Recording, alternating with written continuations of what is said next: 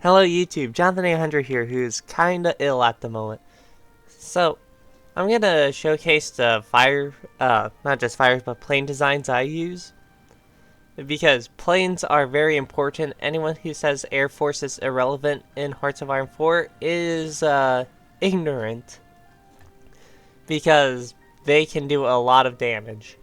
The main planes you should get are fighters. Here's my 936 fighter that I use. If you're lucky, you can even get heavy machine guns on them. And they are designed to fight. When it comes to plane designs, what you want to keep up is agility, air attack, and air defense. You do want range to be somewhat decent. Same with speed, I believe. But these two, I swear, are your most important, with the agility quickly next one. So basically, you just keep adding heavy machine guns. But sir, cannons are good. Spitfires use them. All your great planes use them. Well, they suck in this game because they lower agility and are heavier. Like, what's the difference? 2 attack, and these way more and drop your agility. And also, it already pierces air defense, so RIP, doesn't matter that much. This is the design I use because range is surprisingly important.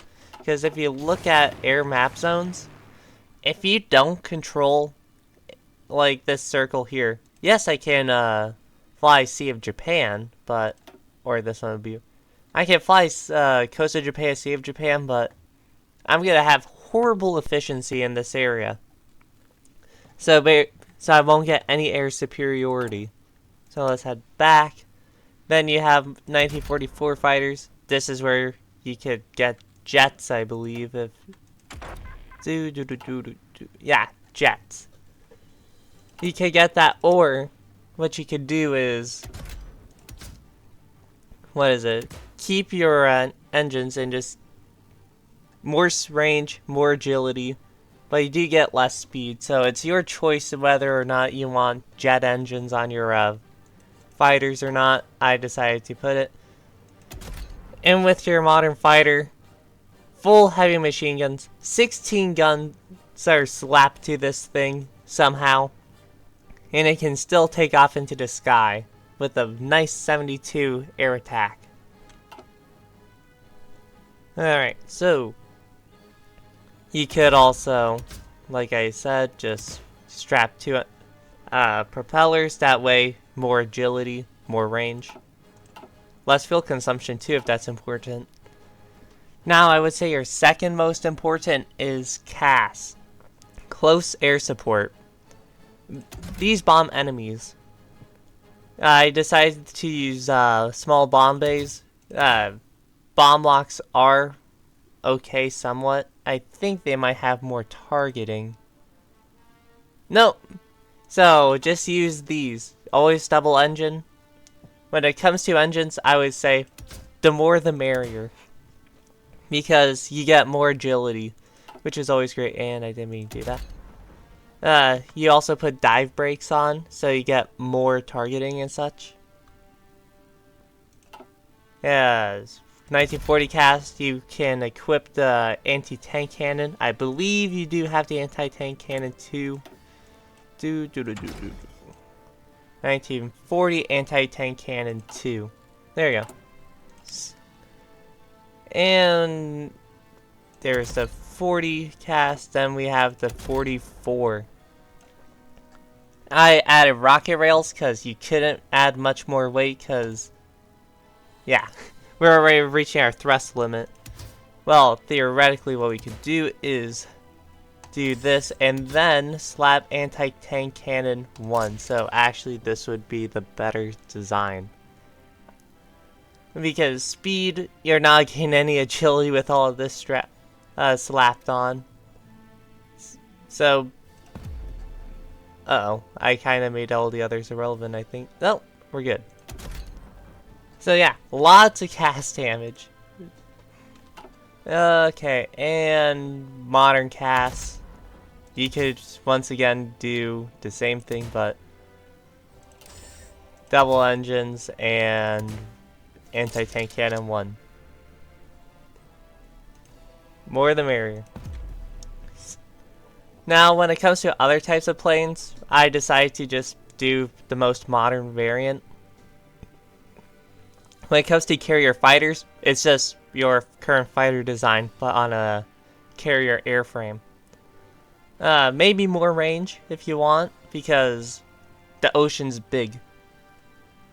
Now, when it comes to carrier cast, it is 2 engines, something for defense, something for range, and then dive brakes.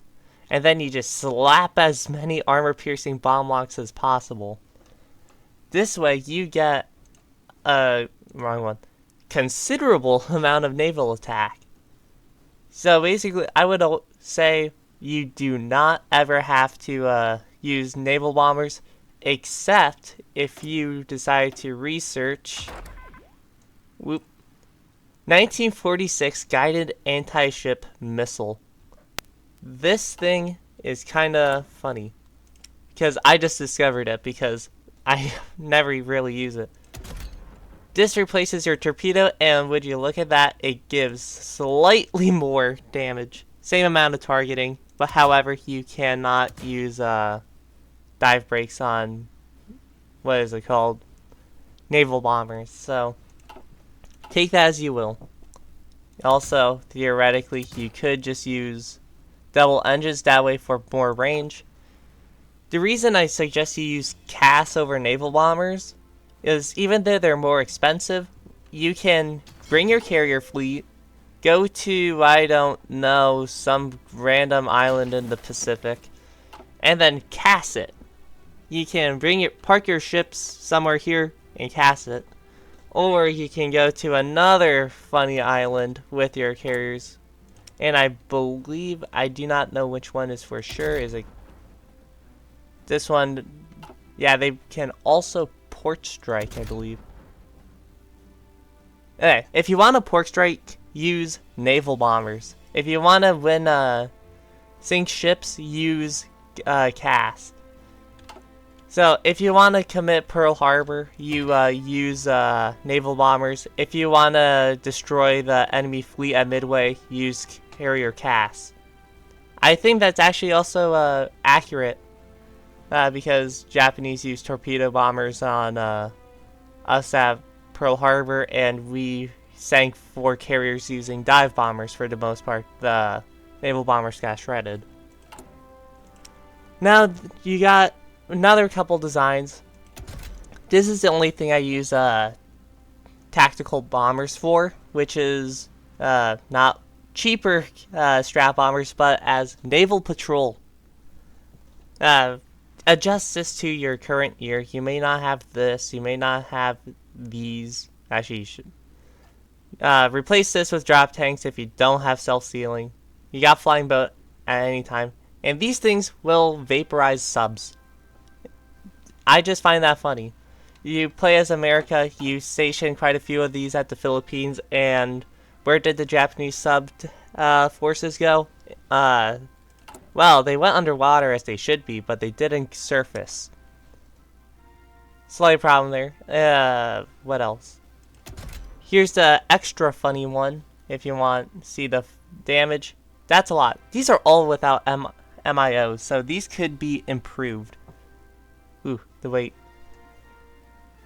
Adjust for the year you're doing. Like, it might be too heavy, so you decline. And what 6 engines are there? So you do what you have to do to keep them afloat. Well, actually, they all weigh. Nope, they don't weigh the same. Alright. So that's how you keep in mind. Here you have your torpedo techs and such. And the funny Germany leveler. This, I believe, should be a decent strategic bomber design. I tried to keep some speed up because despite these having the same defense as literal armor plates, they lower speed. So you can shoot some planes down. You can put a designer to get more strap bombing. I decided to put air-to-ground radar on this. You don't have to. You can slap another cannon or whatever. Actually, I don't think you can. If you can, that'd be impressive. Only this one. But at this point, I think... Which would be the better one? This one. So yeah, that's Strat Bombers. I did not include a heavy fighter design because heavy fighters kind of suck. But if you really need something to help escort these, you can make them. Just expect them to get vaporized. And when it... Also, I'm saying when it comes a lot, but... Oh gosh. Don't take that out of context. Alright, so... Air defense... Nice. You always want your air defense to be higher than the fighters. That way you don't get completely shot down. But they can always put on cannons. Cannons to actually maybe possibly better. Because you do lose some agility, but you actually get some more attack. So that is up to you if you want to use heavy fighters or not. These are the main designs that I use. Strategic bombers can be funny sometimes. So yeah, this is my video on how to basically use planes, or plane templates I should say. So thanks for watching, be sure to like and subscribe, you know the deal, and this is Jonathan 800 signing out.